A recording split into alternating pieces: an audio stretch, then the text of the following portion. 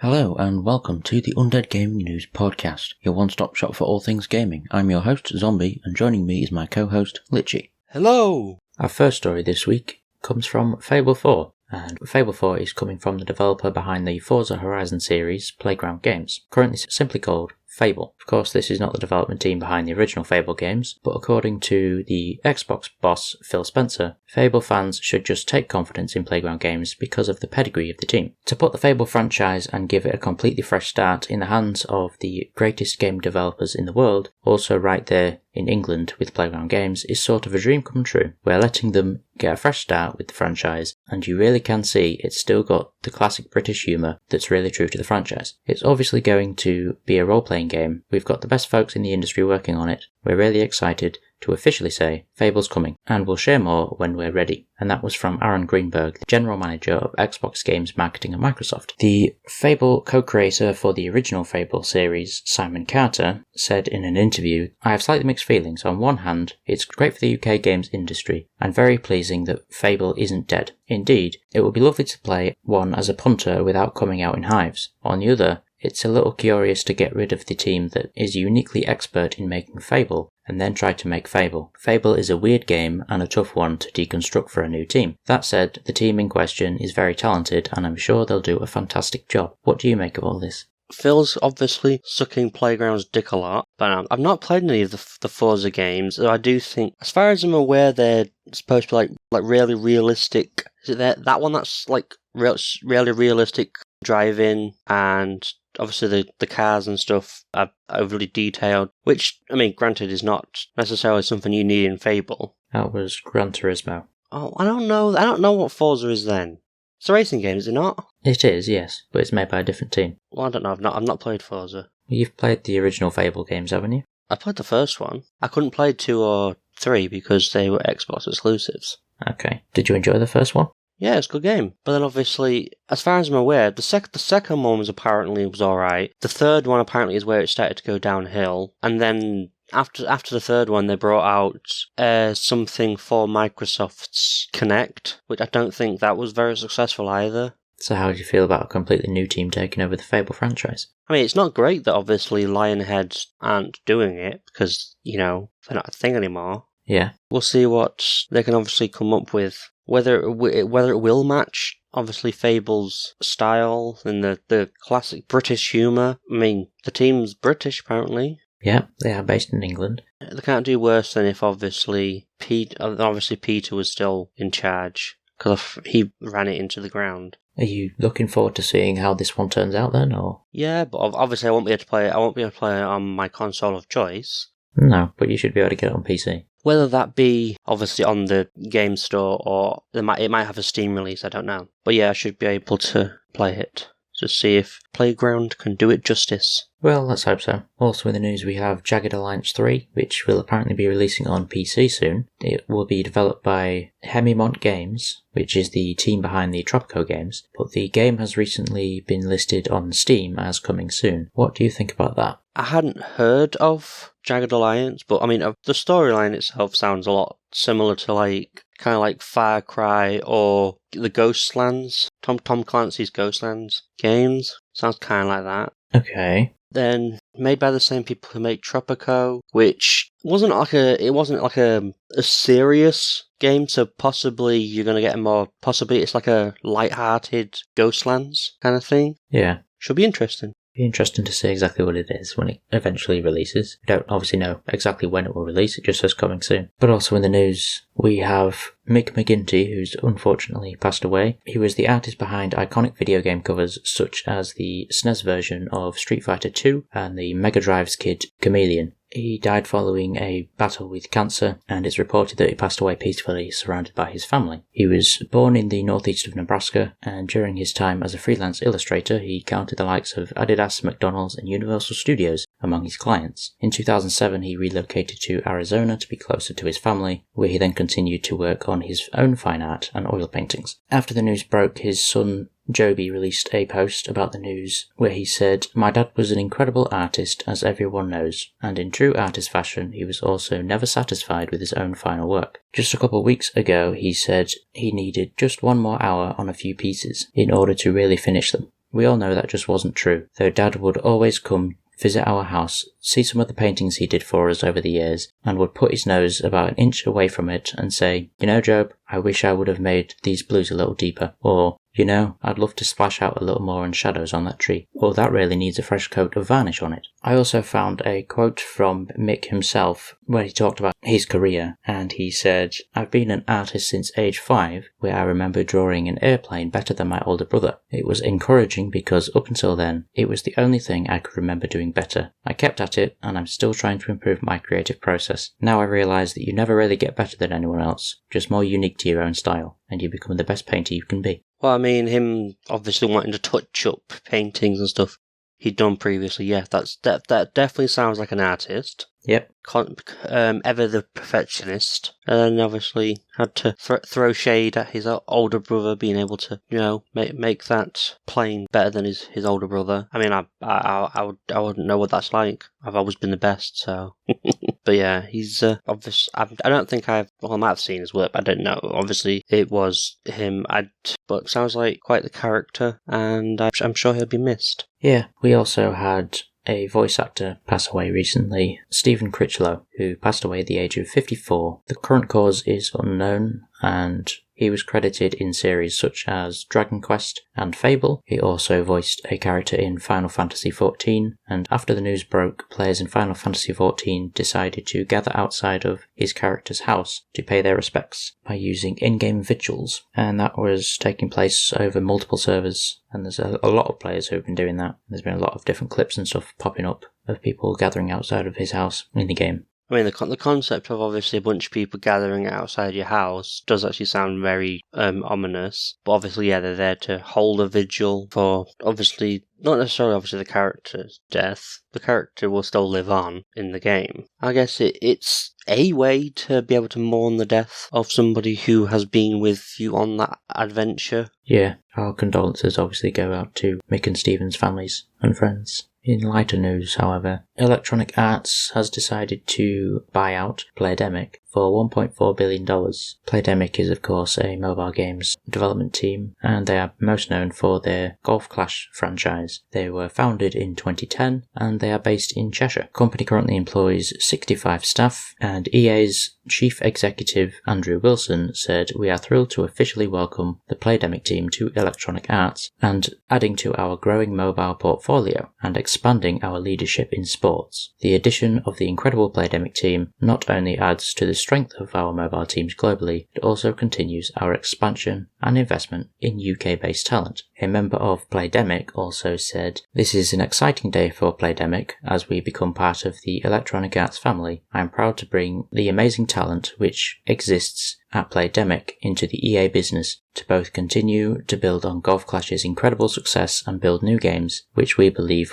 can be even more successful in entertaining and engaging audiences globally." What do you make of this? I guess it's good for Playdemic, because I guess they'll get more money, but I don't know, EA has such a bad rap that anything obviously they get their paws on, it just goes down the shitter. Yeah. So I expect, obviously, if there isn't, there to be a lot more microtransactions in the coming Golf Clash games. Well, they also said that they're looking to build new games as well as expanding the Golf Clash franchise, so I would assume that they're also going to be making other sporting games in which EA will monetize as well. Yep. But it's a lot of money to sink into a mobile game development team, so I would imagine that they've got quite big plans. But also in the news we have Kenna Bridge of Spirits, which will be getting a physical edition later this year. Our community was extremely vocal about their desire for a physical edition from the moment that we first announced the game. It's an honour to create a game people want to add to their collection, and we're thrilled to be partnering with Maxim Games to make that happen so quickly after the initial launch. And that was said by the Ember Labs COO Josh Greer, and the physical edition will arrive in holiday 2021, so I would imagine sometime in December. What do you think about this? Oh,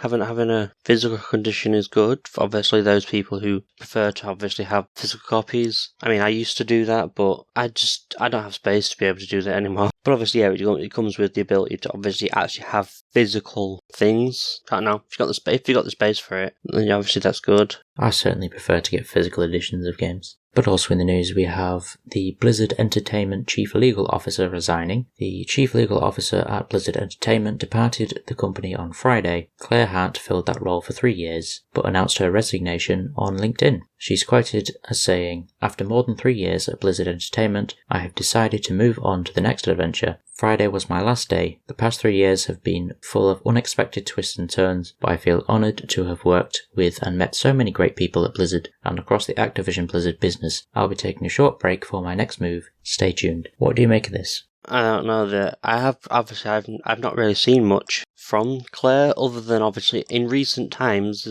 she's obviously had to make a few statements basically protecting the company, but now obviously she's leaving the company. So maybe the company didn't appreciate that. I don't know. I don't know why she's leaving. All I've obviously seen of her is her basically defending the actions, basically saying that some of the stuff that had apparently happened had in fact not happened. But that's as far as I'm aware.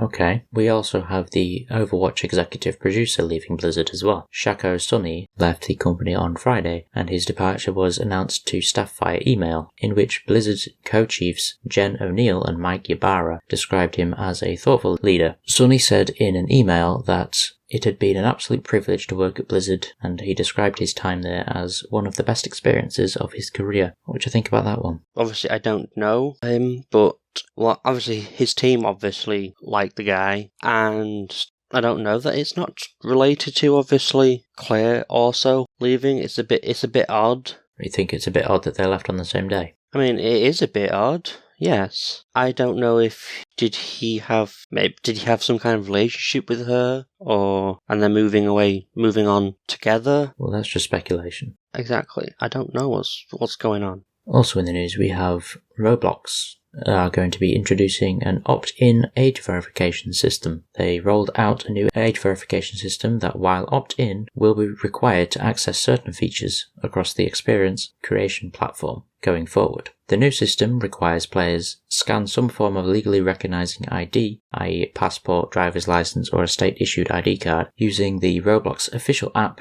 and then the app will ask for a current selfie that will match against the ID to verify you are who you say you are, using a facial recognition technology instead of it going through a human process. The developer writes, "Age verification marks a big milestone in our long-term vision of building a trusted, fun and civil platform for everyone. As part of that vision, we will continue to work on seamless ways to verify a user's age, always respecting a user's privacy. Over time, we will continue to introduce new and innovative ways for users to easily and securely maintain and protect their identity on the Roblox platform, unlock new and immersive social capabilities, build and enjoy amazing experiences together. Age verification will be required to access Roblox's upcoming spatial audio features, which will let players chat to each other when in close proximity, but Roblox also hopes that creators will use it as a signal of trust when searching for collaborators, ensuring that other creators are who they say they are." What do you make of this? I mean,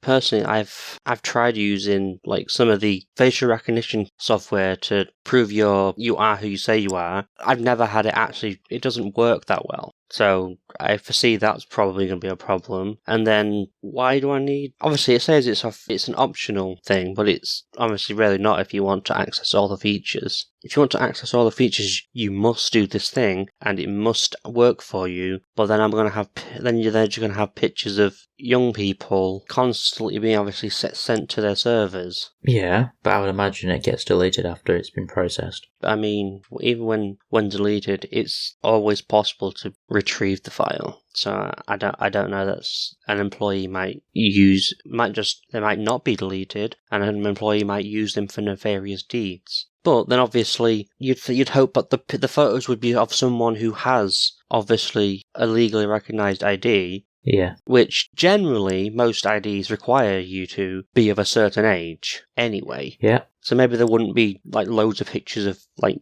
really young kids on there. The only other one that I think you could maybe have that on is obviously the passport. Kids can have passports. Yeah. But why the child would have access to that passport to be able to obviously show the app is a bit odd. Well, they might just ask their parents if they can borrow it for 2 seconds to do that. I don't know. But then with the education required for Roblox's upcoming, is that spatial audio? Because that's what it describes, obviously, being able to hear people within like close proximity. I think it's supposed to be spatial audio rather than spatial. Spatial audio, yeah. Which obviously you had that on like the first Red Dead Redemption had like spatial audio, which I think it works a lot better than obviously just hearing the whole lobby. But then also, why is it just the spatial audio? Does Roblox have a voice chat feature? Other than obviously the spatial, because if it has like a server, if it's you either have the spatial or you have like the server wide audio of you can hear everyone, then I don't really get what the point is. I'm not sure if they have voice chat in regular Roblox, but I do know that in Roblox RP there is voice chat. And is that server wide, as in you can hear like someone who's miles away on the map? No, I think that's spatial. But it says it's an upcoming feature For the main Roblox. Okay, but yeah, I think on paper, age verification, that sounds great, but there is no way to actually do it properly, because obviously facial recognition software quite often doesn't work as well as you want it to. And then obviously there's the original way you verified your age was you ask the child, are you 18? And they say, yeah, I'm 18. It's just, there is no way to win, unless obviously you literally have to submit. Obviously, you could if you submitted the picture and the picture of obviously your ID and submitted it to an actual human person who is going to look at that and say, yes, that looks like the same person. Well, I would imagine that if the facial recognition software fails, you can then open up a ticket on the customer support so that issue can then be forwarded to a human, and that person can then look at the pictures and decide if you are who you say you are. Yeah. And then approve you or reject you, depending on what they think. But then obviously that still comes back to the case of now this person has access to photos of these kids. They don't like it. Well, I doubt it will actually be children that will be sending in their ID, because obviously the only ID a child can have is a child passport. But again, the parents would have that anyway. So I imagine this would be at the least 16 plus, because obviously in the UK at least you can get a form of ID at 16. Do 16-year-olds play Roblox? I've always seen Roblox as a kids game, but I would imagine there are still some older people that do play it. And maybe they're trying to branch out into having adults only sections or servers, and you have to have your age verified that way to gain access to those, possibly. But also in the news we have Easy Anti-Cheat now supporting the Steam Deck. Epic Games, who bought the Easy Anti-Cheat back in 2018, announced on Thursday that it's added support for both Linux and Mac OS. Easy Anti-Cheat doesn't offer native Linux support at the moment, but it also supports Wine and Proton. The capability layers used to run Windows applications in Linux. Proton is what Valve used to make the entire Steam library playable on the Steam Deck, even though relatively few games have native Linux ports. Starting with the latest SDK release, developers can activate anti-cheat support for Linux via Wine or Proton with just a few clicks in the Epic Online Services developer portal. Epic has made anti-cheat a free service this year, so Valve can now get around their anti-cheat issue that they had, that we talked about a couple of weeks ago when they announced the Steam Deck. So that they should be able to actually allow multiplayer games on there now when that launches. What do you make of this? I don't know. Sounds good. As far as I can remember, because I'm sure it was like a month or so ago it was announced. I think the only issue was literally that Steam anti-cheat thing. I guess now I can play Dead by Daylight on my sofa. Yeah, I think it was the Steam Deck was announced in July. So definitely more than a couple of weeks then. Well, time flies by these days, so a few weeks, a few months is what it is. But yeah, I think the anti-cheat was the only issue that they had, because obviously they couldn't launch or play multiplayer games. You could launch the game but not play it, because there was no anti-cheat available, so they couldn't actually get access to the servers. But now they can use the easy anti-cheat that Epic owns, and then they can provide the multiplayer games for everyone still. Yep. And if you're looking to pick up a game this week on the PlayStation Store, then on the 21st of September we had the Kenna Bridge of Spirits on the PS4 and PS5, Soul Frost on the PS4, Street Outlaws 2 Winner Takes All on the PS5, The Hunter Call of the Wind 2022 edition on the PS4, The Story Tale on the PS4, World War Z Aftermath on the PS4,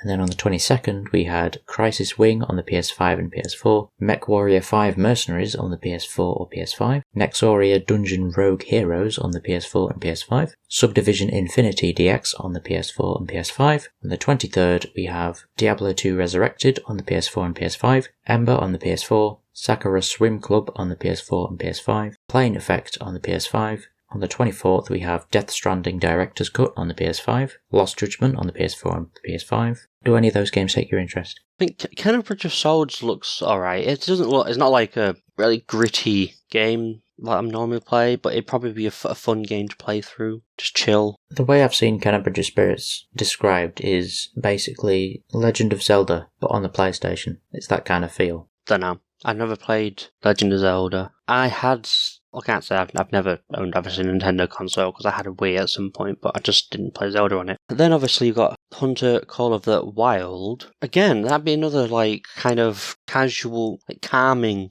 game. It's not like really action packed, but if you need to like just chill, slowly track down that deer, obviously it'd be a good game for you. I mean, I can also do that in Red Dead Online at the moment. It's just not as intricate. No, because that game's obviously focused on hunting, whereas Red Dead isn't. It just has a hunting aspect. Yeah, whereas I would suspect the 2022 edition of Call of the Wild does have... Maybe does it come with all the DLC's previous release or something? I don't know. I would hope so. Then obviously there's the World War Z Aftermath, which, from what I can tell, is like...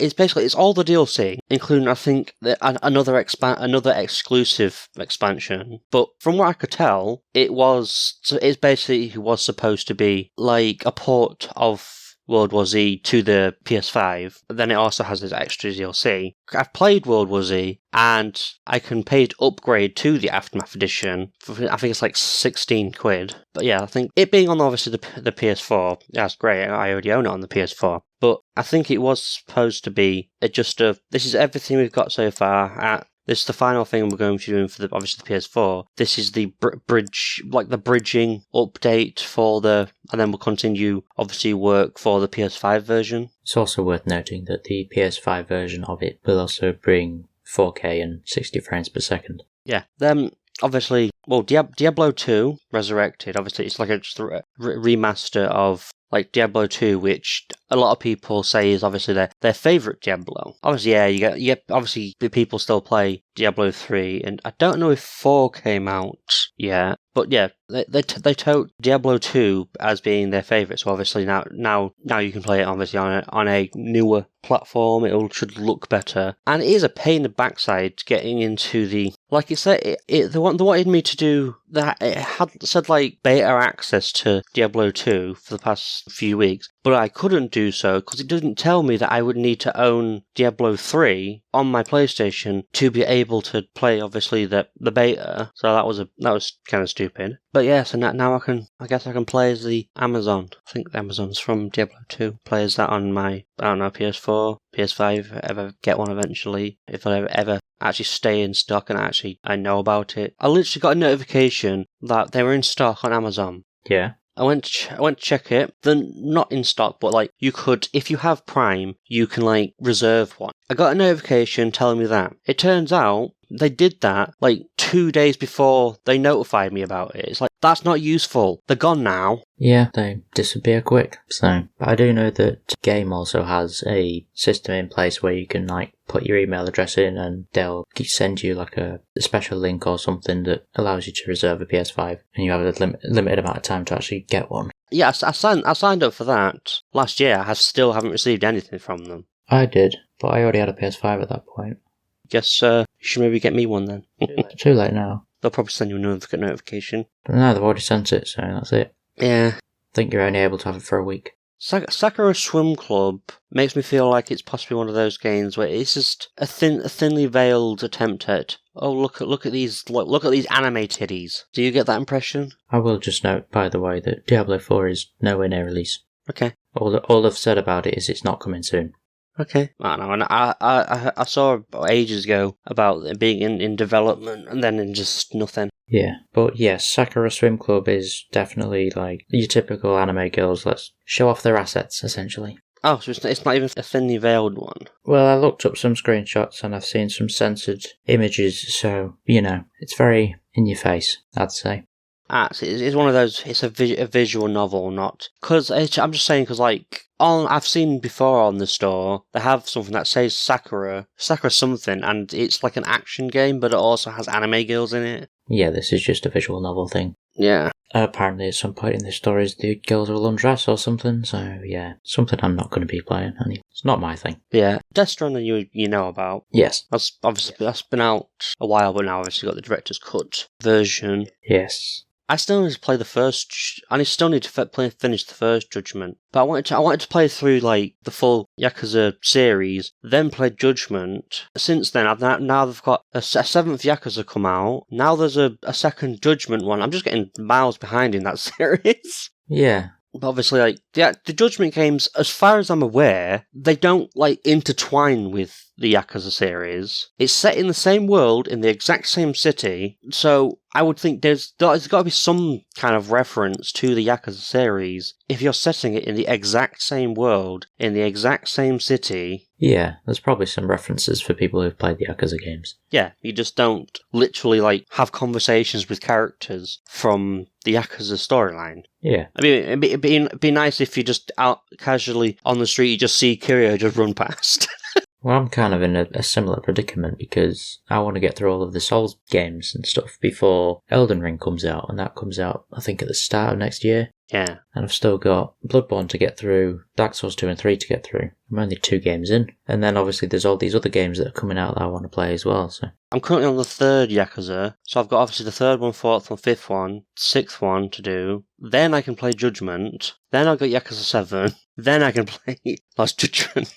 But then I was playing Yakuza 3 for a bit, but then I got to a point where I wanted to complete all the sub-stories before I move on, because some of the little sub-stories, you get locked out of them as you progress the game. So to be able to do them all, you've got to do them as you go through the game. And then it's just this one that I can't, that it's a pain in the bum to do, because you've got to catch one specific fish, and the fishing minigame in the game is god-awful. So it's one of the rarest fishes in the game, and it's in this minigame that is not too great. Yeah. So it's not even a main gameplay thing. It's not there's this boss I can't beat. I've literally never lost to a Yakuza boss. But this one fish minigame, I can't get the I can. You can still complete the sub story without the fish, because you can just give the guy I don't know if it's 50 grand or something instead of catching him the fish, but it's screw that, that's my money. Plus you've got to catch this fish at some point to be able to get the trophy for collecting all the different fish. Yeah. So I'm going to have to catch that fish at some point. That fish minigame is the real boss. Yeah. But if you're looking to pick up a free game this week, then you can head over to the Epic Games Store and pick up The Escapists, which is available now until September the 30th. We do obviously the weekly. This game is on free on Epic Stores. I still haven't got around to actually sorting out my account so I can even log in to claim anything. Well, do it then. God, missing out on so many free games. No, I am. But yeah, I've played some of Escapists before. This is the first Escapists, I think. Yes. I did the first prison. I was partway through the second one. Then I don't think I've played it since then, because I think I was playing. Obviously, I was playing on YouTube at the height of its popularity. I was playing some Escapists, but then I think I took a break and I never actually went back to playing Escapists. So my guy's still stuck in that second prison all these years. Yeah, I played the Escapists in my own time, and I beat the second prison. I think I got to the last prison, and then I stopped playing it, didn't go back to it. It's a very time-consuming game. It really depends on the RNG, though. Yeah, it's a slow slog at the beginning, but then once you get the item you need, and then you just speed to the point where you can actually escape. But it's just getting to the point where you can get the stuff you need. One, you got to check, obviously. You've got to fit around, obviously, doing the activities you're supposed to be doing, because you don't have free roam with the prison all the time. So you've got to plan when you're doing what. Yeah, it's time management. But then you've also got to hope you happen to find this thing, or... I don't know, to be fair, it was literally just a case of, I talked to this random dude, he's like, hey, you want this thing? I want you to slap this guy for me. It's like, okay, I'll go slap this guy. Slap this guy, beat down a cop, then go sit in my cell. It's like, I didn't do anything. You can't prove anything. I used to cause a fight and then let the prisoner hit me in front of the guard, so the guard would then beat them up. Yeah. When the guard leaves, I just loot his body. I don't think I did that, like, stood in front of the guard and had the prisoner hit me. It's just, I punched them, and sometimes you just run laps of the prison, and then they'll collect a train of guards on them. So then eventually, when obviously the guards end up like cornering, trapping them, then you just have this like group of guards wailing on this one guy, and then they walk away, so it's like, nah, I'm just gonna take your stuff and walk away. It's great that the guards have memory loss as well. Yeah. Because you can literally beat them up and then the next morning they'll look you dead in the face and there's no repercussions for it. Nope. As long as you weren't caught beating them up, you're fine. Yeah. You knocked that memory out of their head, okay? So that's how hard you hit them. You hit them so hard that you made them forget the last few hours of their life. Yep. But also in the news, we had a Nintendo Direct where they announced a bunch of games that are either out now or coming up. In no particular order, we had the Kirby and the Forgotten Land, which will be coming in spring 2022, Bayonetta 3, which is also in 2022, Splatoon 3 in 2022, Monster Hunter Rise Sunbreak of summer of 2022, and then we had Star Wars Knights of the Old Republic in November this year, Castlevania Advanced Collection, which is out now, ActRaiser Renaissance, which is out now, Triangle Strategy, which is March 2022, Voice of Cards, which will be out October this year, Dying Light 2 Stay Human on February the 4th, 2022, Dying Light Platinum Edition on October the 19th this year, Deltarune Chapters 1 and 2 are out now, Chocobo GP, which is out in 2022, Disco Elysium The Final Cut, which is October 12th this year, Hyrule Warriors Age of Calamity in October 29th, and then there was also a lineup for Nintendo Switch Online and 64 games, and those include Super Mario 64, Legend of Zelda Ocarina of Time, Mario Kart 64, Star Fox 64, Sin and Punishment, Dr. Mario 64, Mario Tennis 64, Winback, and Yoshi's Story. There was also a lineup of Sega Genesis games that will be coming, and those are Sonic Hedgehog 2, Streets of Rage 2, Echo the Dolphin, Castlevania Bloodlines, Contra Hardcore, Dr. Robotnik's Mean Bean Machine, Golden Axe, Gunstar Heroes, Musha, Phantasy Star 4, Rise Star, Shining Force, Shinobi 3 Return of the Ninja Master, and Strider. What do you make of the lineup? The new Kirby game looks alright. Again, like, adorable things is not necessarily my forte. Nintendo have never been necessarily my forte. But I mean, it still does look like it could be a fun game to play if I ever obviously run out of games on my backlog. I'm not a fan of the Nintendo Switch Online Plus expansion pack announced. I don't particularly like that.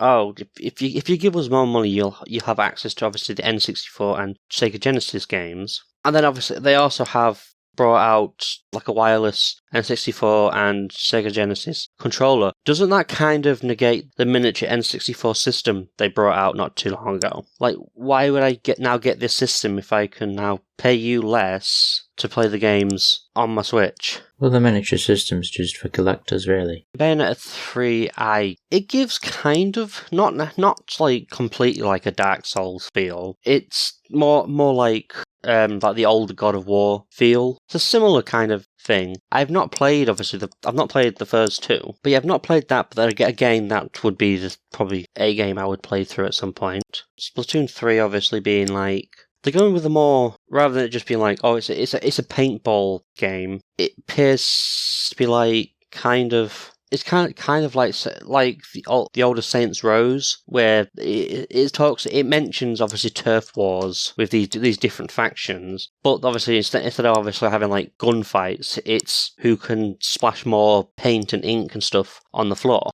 The traditional obviously Splatoon gameplay, but yeah, so it's like Saints Row meets Splatoon. Or Saints Row, the child-friendly version. Yeah. So what have you been playing lately? Well, I've been playing Dead by Daylight. I don't actually play as much as that as I used to, I think. I played a little bit of HUD, Outlaws and Legends, which is the Robin Hood game I mentioned last week. I've finished the main story for Valhalla. I played some of the missions on Agents of Mayhem, which was like the spin-off Saints Row game. Okay. What about you? Well, for the past couple of weeks I've been playing Deathloop. Yeah. Started playing that the day after its release. I couldn't play it on the day one because, ironically, the update file was in a constant loop of not wanting to install.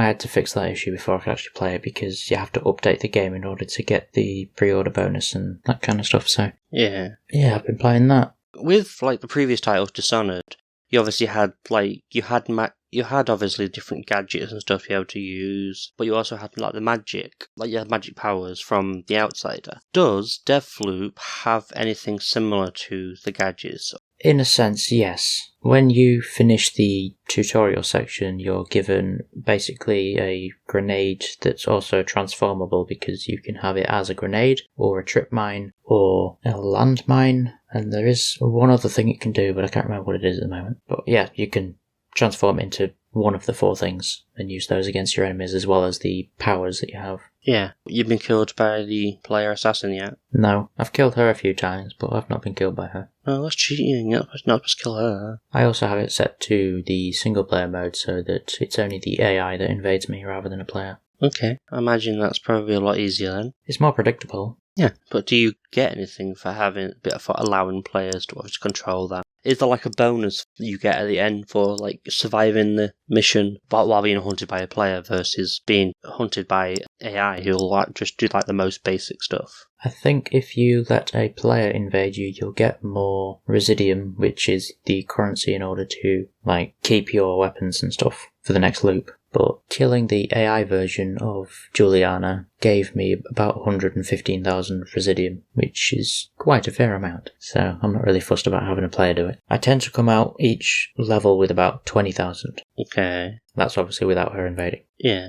And that's also if I'm not going after a target, because they give you a nice chunk as well. Well, what else would you be doing if you're not after the targets? Gathering intel. Okay. So it's not just a case of, you assassinate this person, and then you will get out of the loop. No, basically, without spoiling anything, the loop is broken up into 4 different sections of a day, and there's 4 locations that you can go to, and they change depending on what time of day you're there, and different targets will be in different locations depending on what time of day it is, and you can go through all these different areas and try to gather intel about the targets and find out what their routines are like, to find out where they will be, if they'll be in different locations for different times of day, if they will ever meet up with other targets, for example. And obviously there's different ways you can kill targets, but if you go to a location that has a target, then you can kill them, and then when the loop resets, they'll be alive again. And the whole point is to be able to gather all the information and then make a plan based on that information, so that you can kill all 8 people within the same loop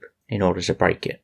Okay. But that just about does it for this week. If you have any thoughts on anything we've discussed this week, then leave them in the comments below as always, and we'll see you next week. Goodbye. Goodbye.